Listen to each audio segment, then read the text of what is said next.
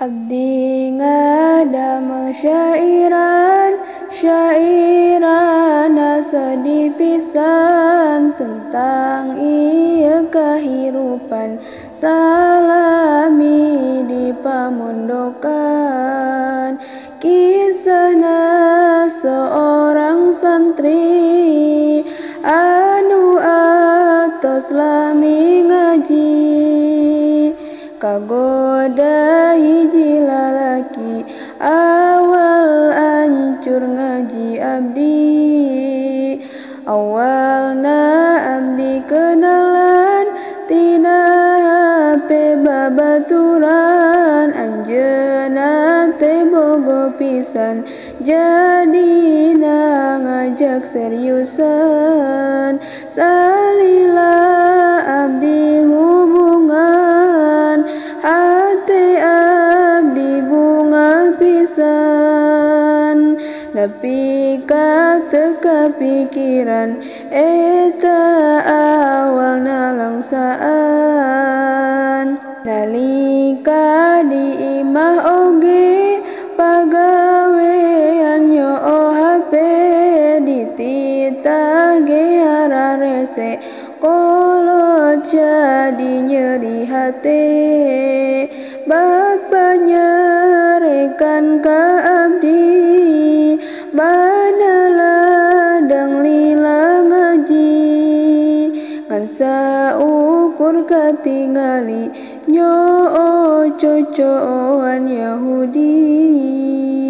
Abdi ngan saukur jempe sabarinan heudeun hape, karasa sadar ieu hate kolot geus ngarasa capek. Kula kaluar ti saung bari ngadu ka Yang Agung. Ya Allah abdi kaduhung paparin abdi pitulung. Facebook tara dibukaan, chat WA teu dibalesan, ngarasa haneueuh pisan tina ieu kalakuan.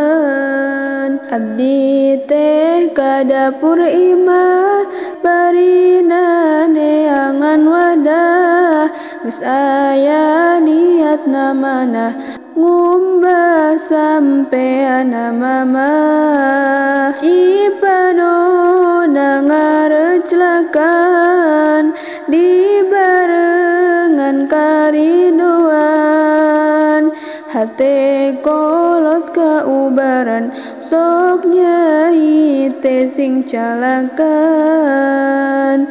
Tuluy abdi angkat deui sejadi barengan widi, maaf doakeun abdi ngarah bener dina ngaji. Salila di pamondokan kabogo terus ngecetan, ku kolot teh dibalesan akhir jadina akraban. Anjeunna maksad kitbahan ku kolot teh ditedunan, sabab budakna bageran katambah geus akrab pisan. Kolot nyebarkeun ulaman tur guru di pamondokan, abdi teh ngaraos heran sabab guru teh nyauran. Guru teh terus narosan naleres bade khitbahan, abdi bengong sareng heran kana eta pertarosan. Teras guru teh narosan, kenal ka ieu jenengan, ku abdi teh diwaleran, abdi teh kantos kenalan.